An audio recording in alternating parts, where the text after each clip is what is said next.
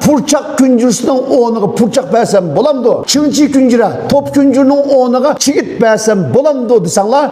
Ma qo'lamdagi so'rasa, sizlar bir tal purchaq yoki bir tal paxtning chigiti deb hisoblanglar. Mavo chigitni paxtini yangi ayirganligi vaqti. Mavo chigit yoki bir purchaq. Buning tarkibida oqsil bor, mayma bor. Agar buni sirtqi kuchning ta'sirida fizikalik usuldan foydalanib, ya'ni qistab siqishsak, bu nima chiqadi? Men siqib baqaya. Ma ko'rdingizmi? Nima chiqdi?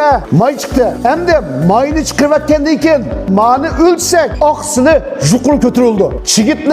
Chigit holatda miyi 17%, oqsili 28% çıkıdı. Eğer birinci kıtım hazır devatkan mekitinin küncürüsü, yelkeninin küncürüsü de yazavutta bir kıtım sıkıversek bunun aksili 34'ten 38 belki yukarı çıkandan 40 etrafı çıkıdı. Aksili öyle kaldı. Lakin miyi tüveller 4% 5% çıkıp kaldı. Zavut her kançı sıksımı 100% toluk mini alanmaydı. Küncürde azrak may kap kaldı. Bizden devatkan mığız küncürümüz yemiş şu maylık ziraatının ki mini sıkılışının altında may bağ vakitte aksılı töven oldu. Mayını sıkı çıkıp etkenden keyin aksılı yukarı kötürüldü. Şuna purçak küncürsünün oğunuğa purçak bersem bolamdı. Çınçı küncüre top küncürünün oğunuğa çigit bersem bolamdı desanlar bolduğu vakt var. Bombaydığı vakti. Yani kilip küçük mallarga aksılını yukarı talep kılgan vakitte mani bir işki bombaydı. Yukarı aksılılık yem yeydiği vakitte mani birip koysak teatür rol oynap koydu. Fizikilik, kimyalik bolduğu yitilişini, bolduğu pişini keltirip çıkarıp asallam semirtip boy tatqızmay,